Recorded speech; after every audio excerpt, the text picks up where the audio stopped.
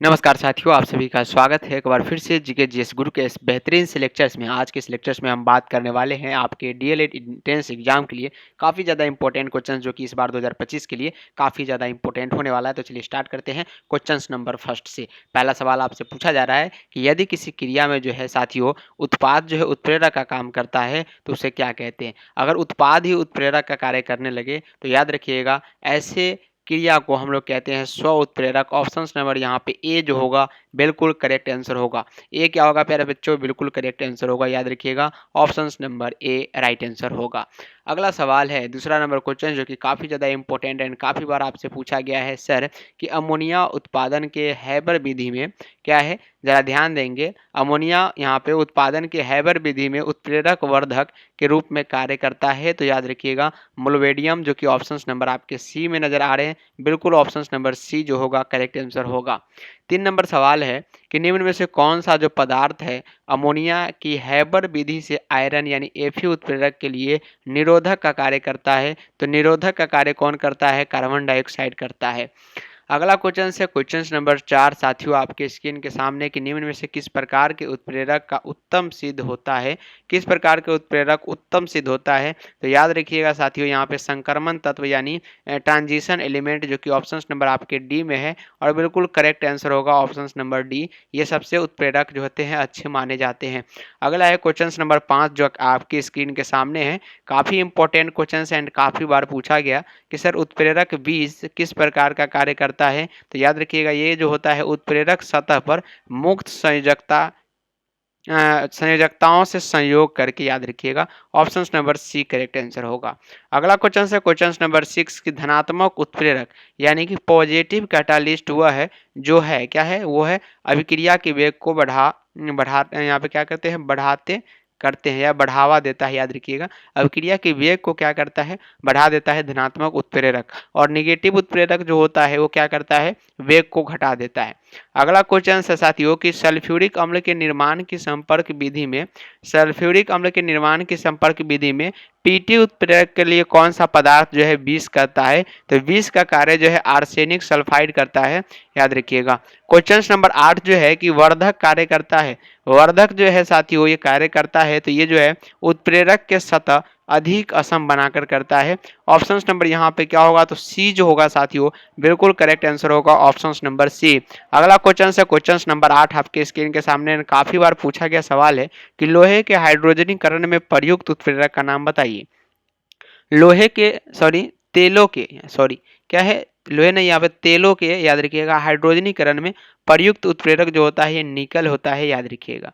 अगला क्वेश्चन है question number 10 जो कि आपकी स्क्रीन के सामने एंड काफी बार पूछा गया सवाल है। उम्मीद है सभी का आंसर आप सभी का राइट आएगा। कौन सा एंजाइम ग्लूकोज को अल्कोहल में परिवर्तित करता है। तो अल्कोहल में जो है जाइमेज करता है, जाइमस इसको हम लोग बोलते हैं। Option number D correct answer होगा। अगला क्वेश्चन है क्वेश्चन नंबर 11 क्लोरीन गैस बनाने की डीकन विधि, याद रखिएगा उत्प्रेरक के रूप में प्रयुक्त होता है। तो डीकन विधि में जो है उत्प्रेरक क्यूप्रिक क्लोराइड होता है। क्यूप्रिक क्लोराइड क्या करता है, कैटालिस्ट का कार्य करता है किसमें, क्लोरीन गैस में। अगला क्वेश्चन है क्वेश्चन नंबर 12 की शीश कक्ष प्रक्रम में उत्प्रेरक के रूप में प्रयुक्त होता है। तो शीश कक्ष प्रक्रम में जो है नाइट्रोजन के ऑक्साइड जो है ये कैटालिस्ट के रूप में प्रयुक्त होता है। ऑप्शन नंबर डी करेक्ट है, कैटालिस्ट। अगर है 13 नंबर सवाल कि सल्फ्यूरिक अम्ल बनाने की विधि संपर्क विधि में उत्प्रेरक के रूप में प्रयुक्त होता है। तो ये प्लेटेनियम, याद रखिएगा प्लेटेनियम चूर्ण, जो कि ऑप्शन नंबर ए में है और बिल्कुल ये करेक्ट आंसर होगा ऑप्शन नंबर ए। अगला सवाल है क्वेश्चन नंबर 14 जो है काफी इंपॉर्टेंट एंड आपके एग्जाम में जो है कई बार पूछा गया कि निम्नलिखित गैसों में से कौन सी एक दहन पोषक है। तो ये जो है ऑक्सीजन है। ऑप्शन यहाँ पे ऑप्शन नंबर क्या होगा, सी जो होगा बिल्कुल करेक्ट आंसर होगा। क्वेश्चन नंबर 15 क्या है, साधारण अग्निशमन यंत्र में कार्बन डाइऑक्साइड निम्न के प्रतिक्रिया से उत्पन्न होता है। तो याद रखिएगा ये सोडियम बाइकार्बोनेट एवं तनु गंध कमल के, याद रखिएगा ऑप्शन नंबर ए करेक्ट है। अगला क्वेश्चन की ओर बढ़े क्वेश्चन नंबर 16 कि प्रति ग्राम ईंधन द्वारा मोचित ऊर्जा के दृष्टि से निम्न में से सर्वोत्तम ईंधन कौन सा है। सर्वोत्तम ईंधन जो है याद रखिएगा हाइड्रोजन है। हाइड्रोजन क्या है, सबसे सर्वोत्तम ईंधन माना जाता है। ऑप्शन नंबर डी जो होगा बिल्कुल करेक्ट आंसर होगा। क्वेश्चन नंबर 17 कि जब अभिकारक और उत्प्रेरक उत्प्रेरक जो है कैटालिस्ट जो है दोनों की भौतिक अवस्थाएं समान होती है तो उत्प्रेरक क्या कहलाता है? समांग उत्प्रेरक कहलाता है। Option number B correct answer होगा, समांग उत्प्रेरक। अगला क्वेश्चन है क्वेश्चन नंबर 18 कि ऋणात्मक उत्प्रेरक यानी निगेटिव कैटालिस्ट हुआ है जो क्या करता है? अभिक्रिया के वेग को कम करता है। ऑप्शन नंबर ये भी डी करेक्ट आंसर होगा, अभिक्रिया के वेग को कम करता है। क्वेश्चन नंबर 19 क्या है कि उत्प्रेरक एक ऐसी पदार्थ है जो रासायनिक अभिक्रिया के वेग को क्या करता है?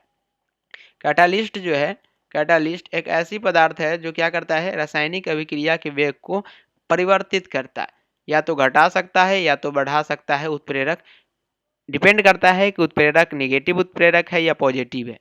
अगला क्वेश्चन है क्वेश्चन नंबर 20 कि कौन सा जीवाश्म ईंधन नहीं है?